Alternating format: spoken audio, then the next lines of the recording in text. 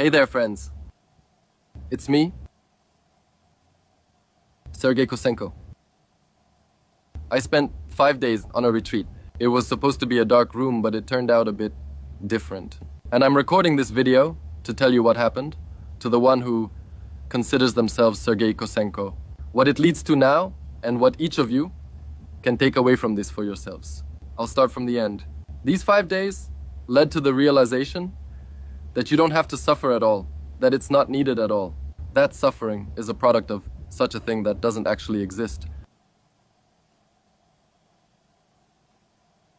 called the false ego, which simply isn't there. It exists only in imagination. And suffering, and actually duality, it's a form of its existence, an affirmation of itself, of this ego. I'll try to draw a very clear line for you now, one that I was guided along.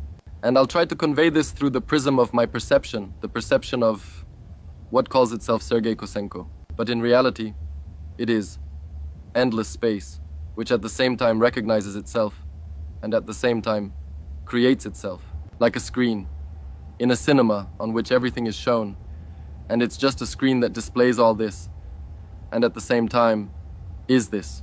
Now I will try. Well, that's the kind of introduction it turned out to be. I'll try to explain, in simple, understandable words, to explain what this means and where it leads. The most important thing, once again, is that understanding this knowledge, look, I'm not forcing you to believe in this. There's nothing mystical here in what I'm about to tell. There is absolutely nothing that can't be understood using reasonable logic. Just using logic is enough to understand what I'm saying. This isn't some new belief, it's not it's not someone's conjectures and so on, fantasies, imagination, no. This is simply a sequence of logical conclusions, okay? And now I invite you to join me in reaching a certain realization, or maybe not reaching it. So, and most importantly, at the end of the journey, look, write in the comments right now, who among you agrees with the following statements? That, in your life, there are periods of suffering, anxiety, restlessness, difficulty choosing. I say all this because I understand it perfectly, because I lived like this for a very long time, and it may seem to you like there's a cool picture around you. You see, I'm in Dubai right now. Everything's incredibly cool. My life is full of pleasures, full of everything I dreamed of. But periodically there's this feeling, this anxious feeling that you urgently need to do something. Something urgently needs to be done. Because if you don't, it feels like everything will fall apart.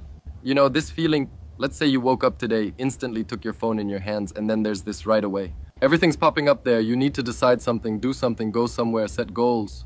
You open Instagram, they tell you you need to do this, need to do that. Everyone around says what needs to be done. And you just have endless tremor. And in all this, you look at your results in life and think, man, I'm simply worthless. I'm just a nobody. It happens to me too, when there's always will be. That's how this world of this ego is built. That it's impossible to live in it without suffering, because that's its nature. The nature of the mind, that is not the mind, but the illusory ego. We'll get to that now.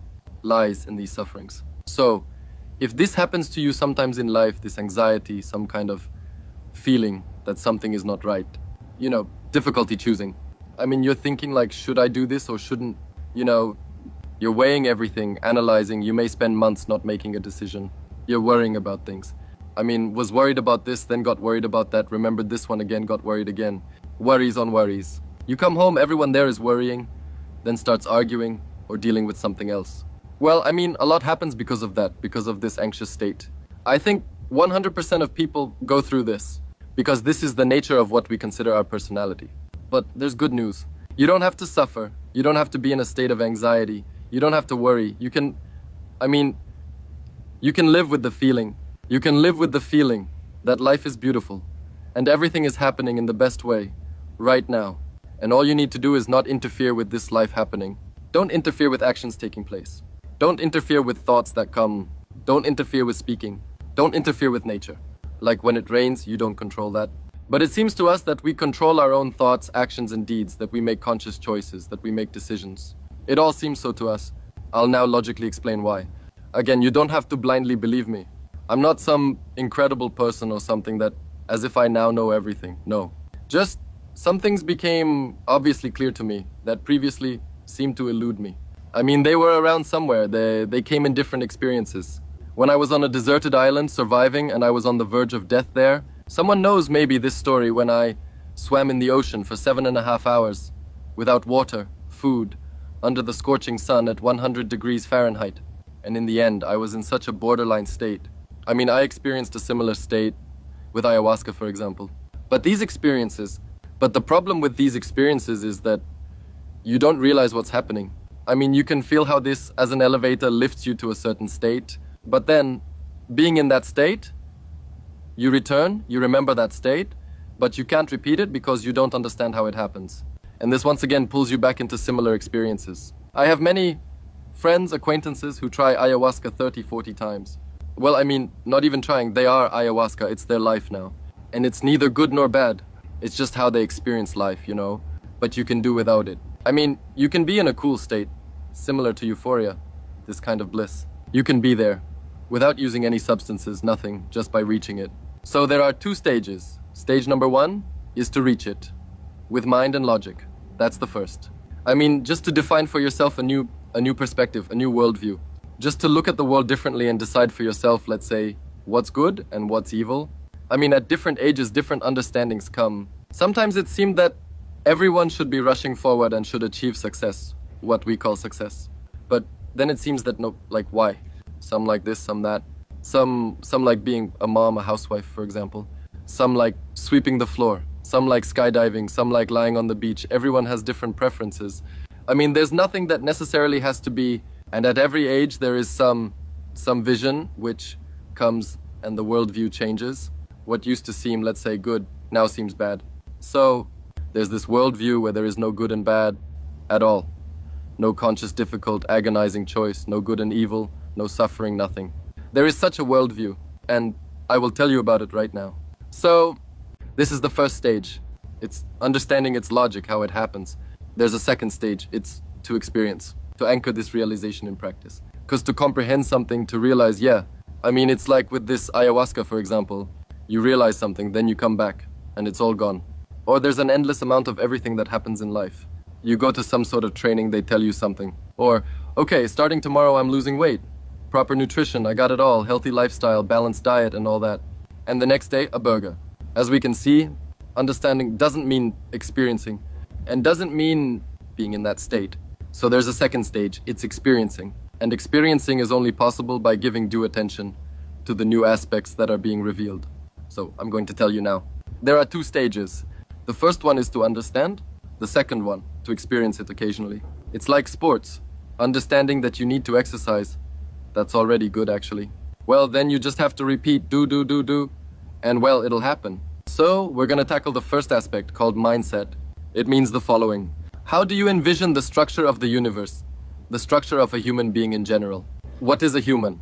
It's interesting. Write in the comments what you think about this. I'll talk about my vision. So, let's start with the first one. What is space? I mean, right now I'm surrounded by what people call this here. People call this a palm tree. This they call Sergei Kosenko. I mean, it's interesting. What do you call Sergei Kosenko? My mind? Or maybe my brain, the organ? Or this face? Or this body? Or this hand? I mean, specifically, I'm wondering, what do you call Sergei Kosenko and what do you call yourself? What is Sergei Kosenko? An assembly perhaps of bones, meat, hair, neurons in my head, neurons. I'm wondering, what do you think? These are just questions that seem to be, I've been talking for several days after the retreat ended, talking to people. And these are questions that people, they don't give it any importance. Kind of like, say, a soul. What is it? What's a soul? Something mystical, kind of like starting to believe in spirits. But there's logic. I mean, let's say space. If human eyes can differentiate, see what is solid. More solid than this, all this that's here. This is also solid, but slightly softer than this. This got labeled as chair in childhood. I mean, a certain sound made by the speech apparatus, consisting of 5 letters. We were told that this sound, it's also 5 letters. Chair, palm tree, watch. I mean, we were told that's what it's called. Because human eyes perceive differences, the idea of separating the phone and me, all these are separate. But upon closer inspection, turns out, there's quantum physics, upon closer inspection, it turns out that this body is made up of exactly the same thing as this chair.